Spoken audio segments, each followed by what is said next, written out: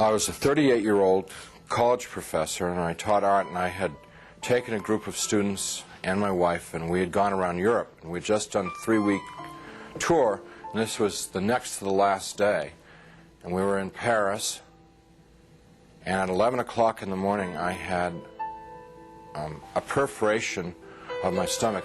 When this happened, the pain was the most acute pain I'd ever experienced in my life, and it just dropped me right down to the ground. And so I'm twisting and kicking and moaning and screaming and yelling around on the floor, and my wife called an emergency, called the desk, and they called an emergency service. A doctor came, and he called an ambulance because he knew what was wrong, and they took me about 8 miles across town to the public hospital, to the General Hospital of Paris, where I was taken into emergency, examined by 2 more doctors who knew exactly what was wrong with me, and then they took me away to the surgery hospital, which was a couple blocks away. And I was parked there because there wasn't any surgeon available to do the surgery. And so there I lay for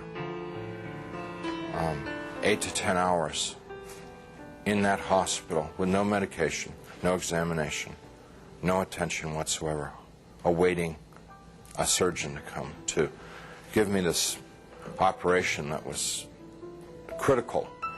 And it's now 8:30 at night. Nurse came in and said that they were very sorry they weren't able to get a doctor for me, and they'd get one the next day.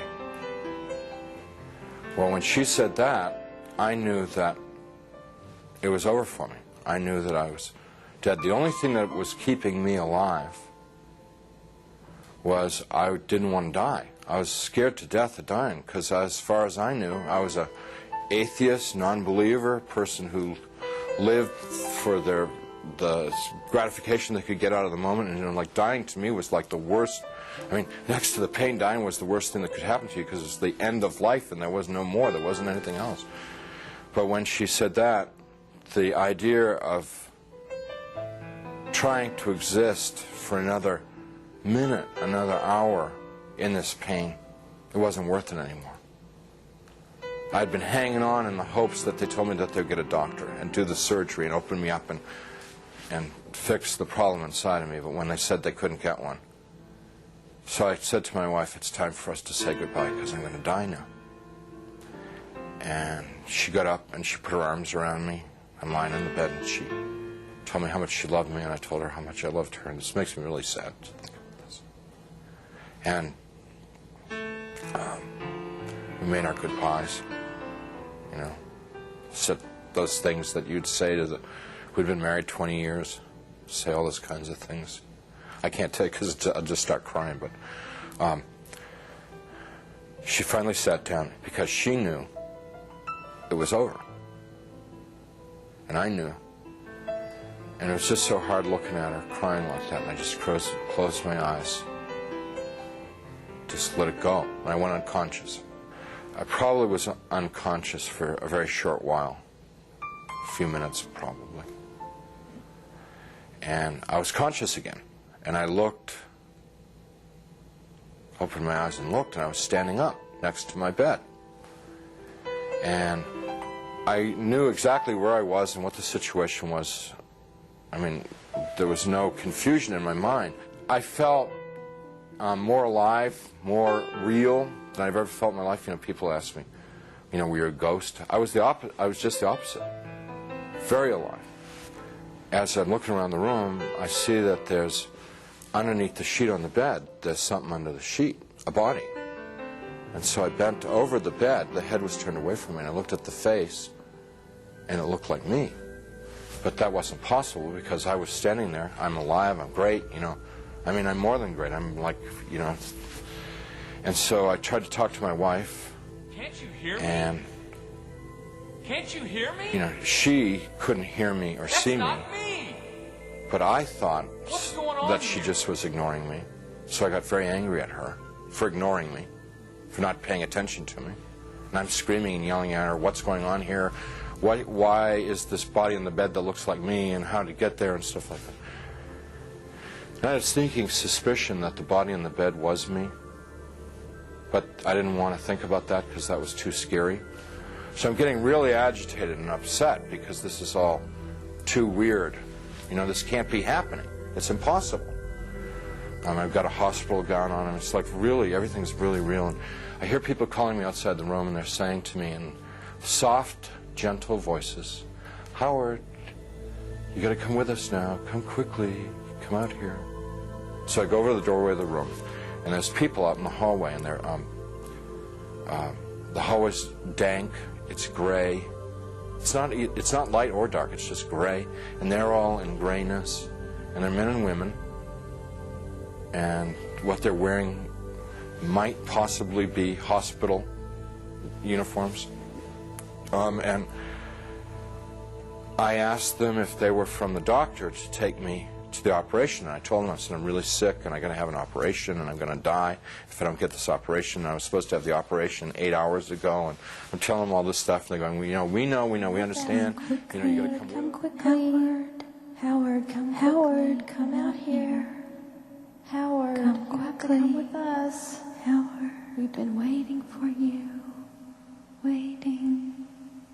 I left the room, which was real, clear, bright, and went into the hallway, which was dank and hazy, and followed these people. We had a very long journey. There's no time, and whenever I make a reference to time, it's just an illusion, because there was no time in this place. But this journey, if I were to recreate it, I'd have to walk like from Nashville to Louisville or something to recreate the walk with these people. And as we walked, they stayed around me and kept moving me on, and it kept getting darker and darker. They were becoming more and more openly hostile to me. First they were sort of syrupy sweet to get me to go with them, and then when I was going along with them, it was like, hurry up, keep moving, you know, shut up, stop asking questions. You know, they started getting more ugly. And so we get into complete darkness, and I'm absolutely terrified. These people are very hostile. I don't know where I am. I said, I'm not going to go with you any further. They said, you're almost there. And we started to fight. I was trying to get away from them. They were pushing and pulling at me. And there are now a lot of them. What originally had been like a handful now was, since it was darkness, hundreds or thousands. I have no idea. And they're playing with me. You know, clearly they could have just destroyed me if they wanted to. They didn't want to destroy me. What they wanted to do was they wanted to inflict pain on me, because they derived, pleasure isn't the right word, but they derived satisfaction out of the pain that I experienced. So what they were doing in the beginning part was, it's real hard for me to talk about, and I'm not going to tell you much about it, just a little bit, because it gets, it just gets too ugly. But initially they were like tearing and biting, tearing with their fingernails, scratching, gouging, ripping, and then biting. Trying to defend myself, trying to fight them off, trying to get away from them, but it's like being in a beehive. Just hundreds of them all over me. And I eventually was just laying on the ground there, all ripped up, pain everywhere, inside, outside. And even harder to bear than the physical pain was the emotional pain of what had just happened to me. The utter degradation that I just experienced. You know, I never once felt that it was unjust or wrong. I heard my voice. It wasn't somebody else's voice. It wasn't the voice of God or anything. It was my voice. And I heard it speak, but I didn't speak it. So whether it's the voice of my conscience or, I don't know what it was. It was just, but I distinctly heard my voice say, pray to God. And so I thought to myself, I don't believe in God. Pray to God. And I'm thinking, even if I could pray, I don't know how to pray anymore. I haven't prayed. And at that time, I probably hadn't prayed in 22, 23 years. So I'm thinking, like, when I was a child, and we said prayers in Sunday school, and we said prayers in church, and what did we say? And I'm trying to think of it, because to me, to pray was to recite something that I'd learned. That's what I thought a prayer was then. So let's see, the Lord is my shepherd. Give us this day our daily bread. My country, 'tis of thee. No, that's not a prayer. That's wrong. Let's see. Yea, though I walk through the valley of the shadow of death, 77 years ago, our forefathers. I'm getting all of them mixed up. I can't remember how to pray. And then the people who were around me, every time I'd mention God, these people who had attacked me and beaten me, every time I mentioned God, it was as if mentioning God was throwing boiling water on them. They would shriek, they would scream, they would yell, and in worse profanity than anything I've ever heard in this world. The other thing that was happening was that they couldn't bear to be around me talking about God. It was so painful for them to hear about God that they kept backing away. And so I had a sense that I could push them away by talking about God. And so I'm trying to remember prayers, and I'm getting all confused and mixed up, and it was just all crazy. And I'm lying there, and eventually I realized that they're gone, and I'm alone. Now, I was alone there for an eternity. And what I mean by that was absolutely no sense of time. But I thought about my life, thought about what I'd done and what I hadn't done. I thought about the situation I was in. And the conclusion that I came to is that I had lived my adult life, I had lived a selfish life. My only God in my adult life was myself. I realized that I was something terribly, terribly wrong with my life, and that the people that attacked me were the same kind of people that I was. They were not monsters, they weren't demons. They were people who had missed it. The point of being born and being alive in this world. They'd missed it, and they'd lived lives of selfishness and cruelty. And now we're in a world where there was nothing else. There was nothing but selfishness and cruelty, and they were doomed to inflict that upon each other and upon themselves, probably forever and ever and ever and ever, without end. And now I was a part of it. And it seemed like, although I didn't want to be there, it seemed like probably the right place for me to be. There was a sense of like, this is what I deserve, because this is what I lived. You can't imagine how emotionally painful that was. And I'm lying there for time without end, thinking about my fate. And in the back of my mind comes up an image of myself as a child, sitting in a Sunday school classroom, singing, "Jesus Loves Me." I could hear in my mind, "Jesus loves me, la la la. Jesus loves me, la la." And as I recalled myself singing it and I could hear myself as a child singing it. More important than anything else was that I could feel it in my heart that there was a time in my life when I was young and innocent, when I believed in something good, when I believed in something other than myself, when I believed in someone who was all good, all powerful, who really, really cared about me.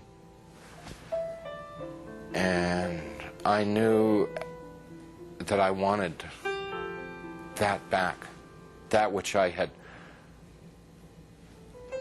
lost, that I'd thrown away, that I'd betrayed. I wanted that back. That I didn't know Jesus, but I wanted to know Jesus. I didn't know His love, but I wanted to know His love. I didn't know if He was real, but I wanted Him to be real.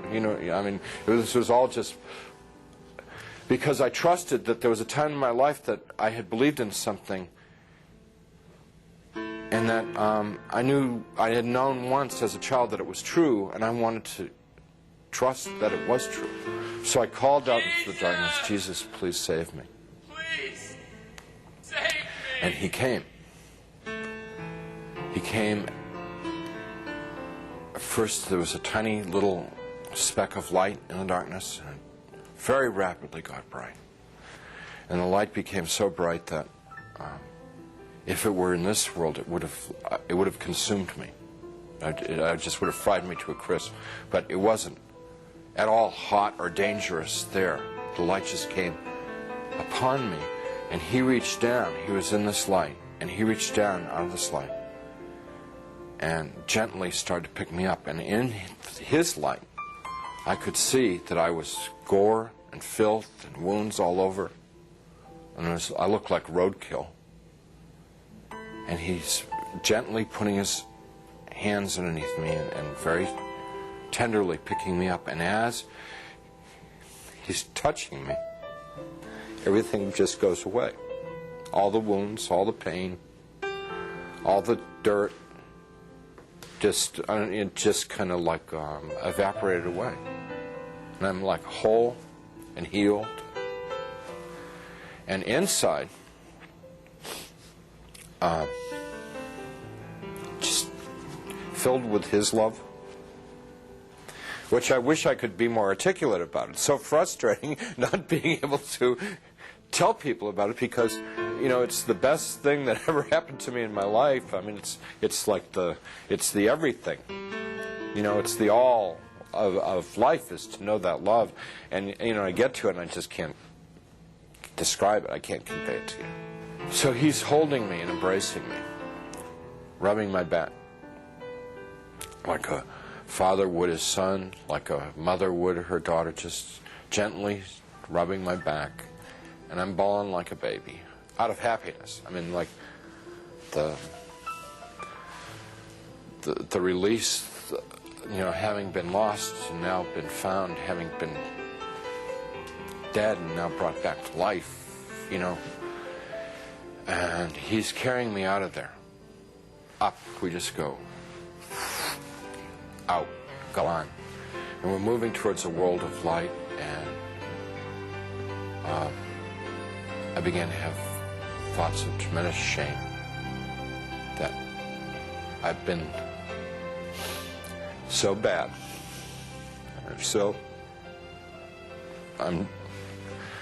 I thought of myself as dirt, garbage, filth. And I thought to myself, he's made a mistake. I don't belong here. He doesn't want me. It's like the shame. Like, how could he care about me? Why me? I'm bad. And we stopped. We weren't in hell. We weren't in heaven. We were in between. And we stopped. And he said, "We don't make mistakes. You belong here." And we began to converse, and he was talking and telling me things, and he brought over some angels, and we went over my life from beginning to end. And what they wanted to show me in my life was what I had done right and what I had done wrong. And without going through my whole life story, it was real simple, real simple. When I had been a loving, kind person, considerate of other people, it made the angels happy, it made Jesus happy, and they let me know that it made God happy. And when I had been selfish and manipulative, it made the angels unhappy, it made Jesus unhappy, and they let me know that it made God unhappy. What they were trying to convey to me, in a nutshell, was my whole purpose of my existence had been to love God, love my neighbor as myself. That's why I had been created. That's what I was in this world to do and to learn. And I had failed. They told me that I had to come back to this world and I got real upset because I wanted to go to heaven. What they told me about heaven, it's like the most fun, most interesting. I mean, it's the most wonderful place. I mean, everybody would want to go to heaven, and I wanted to get there. And they said that I wasn't ready, I wasn't fit, that it wasn't my time to go to heaven. It was my time to come back to this world and try and live the way that God wanted me to live, the way God had created me to live in the first place. I told them, Jesus and the angels, that I couldn't live in this world without them. And I said that I would have, my heart would break to send me back to this world, because they'd be there and I'd be here. And they said to me, you don't get it? What is the matter? We were showing you all this, we would explain to you. We've always been there. We always have been there. We've always been with you all this time. And you've never been alone down there? And I said, you've got to let me know that you're around once in a while. So they said, if I prayed and confessed my sins to God, and gave what I had, and what they meant by what I had was gave my worries, my cares, my hopes, my dreams, just gave it all up to God. That there would be times when they would be there, and I would know in my heart that they were there. Wouldn't necessarily see them or hear them, but I would feel the love like I'd felt it then. And I said, if you will assure me that there are times when I can know that love, I could live in this world. And they said that they would do that, and with that they sent me back. After the experience, the nurse who had been in the room a few minutes before and said they couldn't find a doctor, and they'd try and get one the next time, she came running back to the room and she said, a doctor's arrived at the hospital, which was like, this is all pretty miraculous stuff, because this is now like 9:30 at night, around 9:30 at night. She said, doctor's arrived at the hospital and we're going to have do surgery on you right away. And some orderlies and people came in and they threw my wife out of the room. And it's very disturbing because I was trying to tell them and I wanted to tell my wife what had happened to me. So when I passed my wife in the hall on the gurney on the way to the surgery, I said, everything's going to be great. And she just started bawling because she thought like that was like a dying man, you know. You know. Strange thing about the experience is the memory hasn't dulled at all. It's real intense. And I don't know, it stays intense. And I believe that one of the reasons that God gave me this experience so that I would have an opportunity to share it with someone. I don't know who, I never know who, but I would have the opportunity to share it with somebody so that it could be of help to them.